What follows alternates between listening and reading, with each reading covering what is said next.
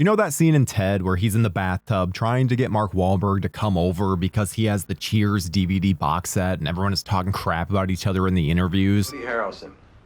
Smallest dick I've ever seen on a man. Well, that's the Friday the 13th documentary Crystal Lake Memories, but it's also today's video about Blade Trinity, where we break down a long and twisted story that involves a director hiring a bike gang to protect him from his lead actor. Can't tell you, they'll kill me. Kill you, I'll kill you. The possible birth of Ryan Reynolds' Deadpool, and multiple lawsuits. Not to mention those damn eyes. I want the truth! You can't handle the truth! Thank goodness all this ended up producing a universally loved Blade sequel that we can all enjoy for years to come, right? Vampires. Guys? Damn it, Blade, don't you see what they're doing? Alright, that was a lie. And this is what happened to Blade Trinity. After the success of the first two Blade films, New Line Cinema had no qualms with hiring their writer, David S. Goyer, to both produce and write the next installment. There's only been one Blade. There's only ever going to be one Blade.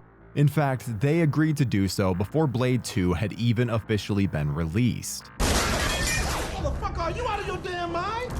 Although a darker pitch involving Blade 3 picking up after the vampires had already taken over and enslaved humans was allegedly rejected for being too dark. Goyer has had a wild writing career in Hollywood. Some would even say his body of work is the sole proof that both greatness and tragedy can coexist inside of one man. Fuck me. A career that began with, of all things, Jean-Claude Van Damme's Death Warrant in 1990. And would go on to include classics The Dark Knight and Dark City, but is also guilty of writing, well, Blade Trinity, being 2 for 2 with Blade and an integral part of creating one of the earliest R-rated, earliest overall successful superhero films ever, made Goyer a no-brainer for Blade 3. Goyer would eventually be selected as the director as well, although at the time he had only one other directing credit in his name, in 2002's Zigzag, starring John Leguizamo, and would you look at that, Wesley Snipes. You would think that Snipes would be happy with Goyer's directorial choice, but we'll have oh so much more on that later. But I'll give you a hint. Snipes was indeed not happy. You're kids. You're not ready to roll with this. He also wasn't happy with the original choice for director, Oliver Hirschbiegel, but that didn't matter because the director ultimately chose to go for another film instead, the Oscar-nominated 2004 German film Downfall. You know, the one about Hitler that was always memed. Imagine almost not directing an Oscar-nominated film to direct Blade Trinity, and you just know everyone told him that he was crazy at the time. You ever feel sexually aroused? Legend has it that the director of the original Blade, Stephen Norrington, was considering returning for the third film in the franchise, but wasn't a fan of the script. Guillermo del Toro of Blade 2 was also considered, but then Hellboy happened, and David S. Goyer was left holding the bag of wonder that was Blade Trinity. With Wesley Snipes being a given to return as the titular character, or so we thought, more on that later, as well as his sidekick and mentor Chris Christopherson as Whistler, it was time to round out the cast. Starting with Ryan Reynolds as the character plucked out of the comic books and given a reimagined story. In the comics, King had first appeared in The Tomb of Dracula, issue number 25 in 1974. He was a private detective bitten and turned by Deacon Frost. In the comics, though bitten, he was so disgusted with vampires that he vowed to never consume live human blood and lived off blood banks and animals, which ends up saving his life when he, Doctor Strange, and Blade team up to end all of the vampires on Earth after Strange reads a passage from an occult book called Darkhold. Doctor Strange then gives King a blood transfusion, effectively making him a neo-vampire who doesn't need blood to survive, but merely craves it. Then, look, a lot happens in the comics, but here, King is just a wisecracking, weird-bearded, but still Ryan Reynolds right around the time of Amityville Horror mix of handsome and jacked, and what are we talking about again? I just got lost in his eyes. Speaking of which, they seem to have a lot of mascara on them in this movie. odd choice.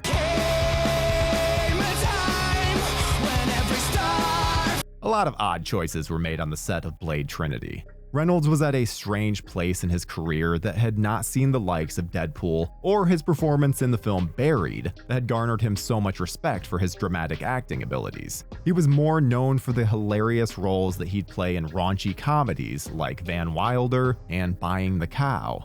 Write that down. I don't have a pencil. Well, remember that then. Though I will say he was underrated in the kick-ass and mostly unknown Finder's Fee alongside Matthew Lillard. Just throwing out movie recommendations here. But Affleck was the bomb in Phantoms. Word, bitch. Phantom's like a motherfucker. Blade Trinity would be one of Reynolds' first forays into a serious, badass type of character, and it was, at times, awkward.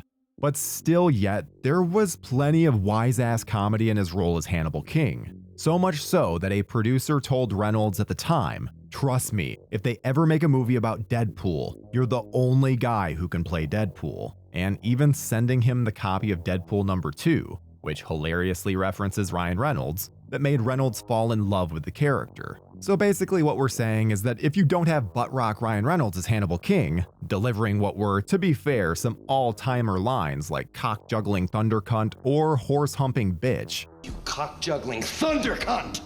you don't get Deadpool.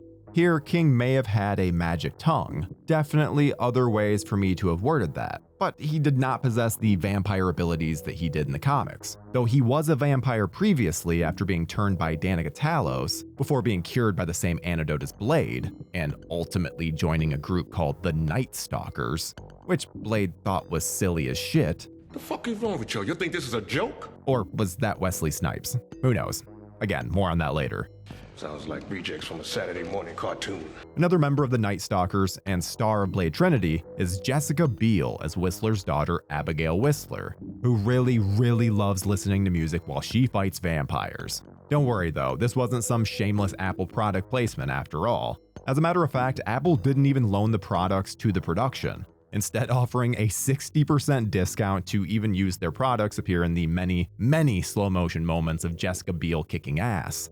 To be fair, none of this is Biel's fault, who looked believable and downright intimidating beating vampire ass throughout. She went through vigorous training for the role, and was quite believable amidst the slow motion shots, laser weapons, and techno music. She had gotten so good at her handling of a bow and arrow that at one point, when directed to shoot towards a camera lens, she actually hit it, a shot that was actually included in the DVD special features. Still yet, all this effort didn't stop the marketing team from accidentally calling her Jessica Alba in one of the film's advertisements. To be fair, I think we've all done it. The aforementioned Danica Talos, who turned King after, in his words, he was picked up in a bar and then spent 5 years playing hide-and-go-suck as her little vampire cabana boy, is played by Parker Posey, who you may notice from Scream 3 or Josie and the Pussycats. Though no one would blame you if you couldn't make out a single word that she says with those atrociously oversized fake vampire teeth that they had her wearing. I mean, come on. She had a blast playing the role, however, hilariously saying, "I came here to do something fun and stupid and big budget, and I don't normally get to do that kind of thing. Don't have the boobs for it, you know? So I'm just showing up, saying my lines, having fun with it." And Wesley isn't. Again, so much more on that later. Alongside Posey, the cock-juggling thundercunt himself, Jarko Grimwood, played by legendary WWE wrestler Triple H. Oh, let's get ready to suck it! He mostly just runs around making big, not-so-scary vampire faces, and getting made fun of. But he did an admirable enough job that the production was impressed with him, to the point that they insisted more lines be added to the script for his character. And when the fuck did you see my dick, fuckface? The main bad guy is, of course, the character of Drake, or Dracula himself, if Dracula were pulled straight out of a Creed music video. Okay, Creed didn't deserve that. Neither did actor Dominic Purcell, but here we are. The rest of the cast is chock full of notable faces, from John Michael Higgins as Dr. Edgar Vance, to James Remar, Patton Oswalt, and even American Pie's Natasha Lyonne as Summerfield, the Night Stalker's blind lady in the chair. Somewhere Dakota Johnson just perked up. So with these players on the chessboard, David S. Goyer crafted a story that honestly started out with an interesting premise in a Jason Goes to Hell sort of way. I mean, they both went to hell after their opening scenes, sure, but there are some other similarities as well. After a group of vampires unearth Dracula, they decide to turn the public against Blade by goading him into murdering a human on live TV. In case you didn't get the idea, here's a shot of Parker Posey standing on a building like Batman, filming Blade with a local TV camera the size of a Rottweiler, because Blade Trinity. What makes this interesting is that it turns the public against Blade, and the FBI end up raiding him and killing Whistler. Get out, Blade! Blade is so dejected in this moment that he puts his sword down and allows himself to be arrested. It's pretty heartbreaking to watch, even if it's just Blade making this face.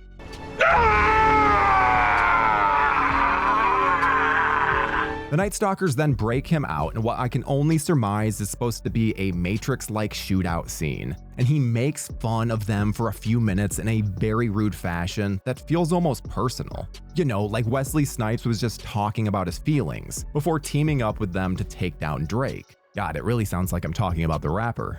Along the way, Blade shows off his dad skills. Gucci go. And even stops a human Capri Sun factory before a legendary battle ensues between Blade and the shockingly badass-looking final form of Dracula. Meanwhile, King and Whistler deal with the rest of the vampires, including actual vampire dogs. Drake is so impressed with Blade's fighting ability, he Predator-style offers a parting gift to Blade, shape-shifting himself into a doppelganger of Blade to allow him enough time to escape. In an alternate, unrated version of the film, this doesn't happen. Instead, when Blade is brought in for an autopsy, his eyes awaken and he attacks the shit out of everyone. The scene ending with him standing over a scared, innocent woman. It's dark. In another alternate ending, that's dark for a completely different reason, we see the Nightcrawlers hunting down a werewolf in a casino. In the final shot, King cocks his Looney Tunes weapon and quips, Don't you know that fur is murder? Believe me when I tell you, it makes the joke trailers in Tropic Thunder look like Top Gun Maverick on ice. It's haunting. While filming this assorted box of what the fucks, there were some moments that were just as haunting for the cast and crew. Goyer would describe his time directing his second ever film as the most personally and professionally difficult and painful thing I've ever been through, and he wrote Ghost Rider: Spirit of Vengeance.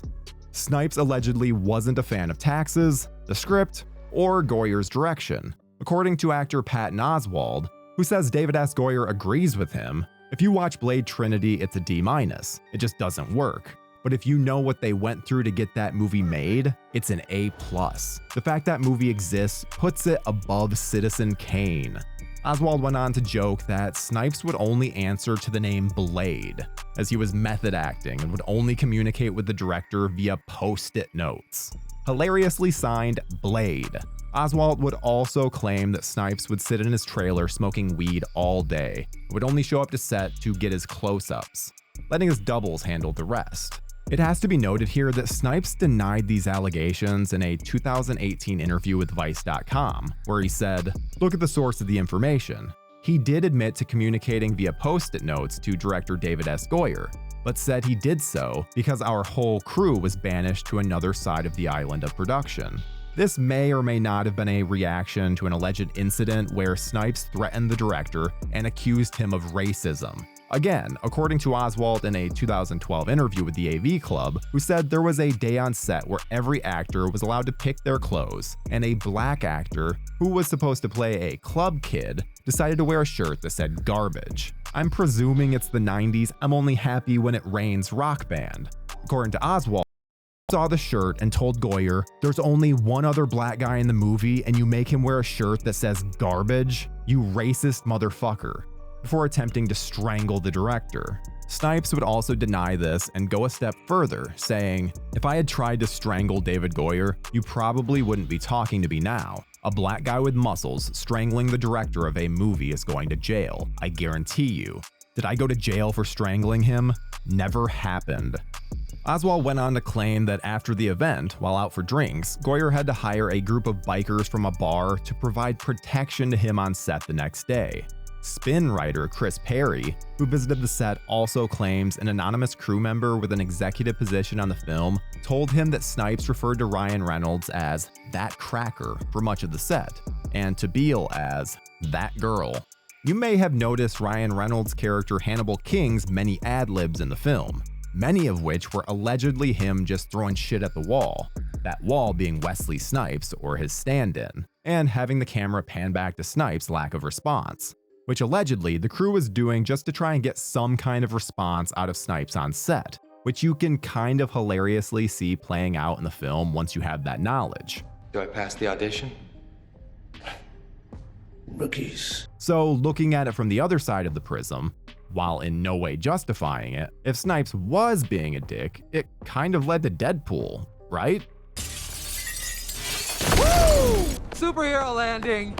And in turn led to him showing up in Deadpool and Wolverine, which, wait a second, was that Ryan Reynolds' way of saying thank you for helping create Deadpool? Or am I just a motherfucker trying to ice skate uphill? Some motherfuckers still trying to ice skate uphill. For what it was worth, Reynolds, while still promoting Blade Trinity, said it was all overblown,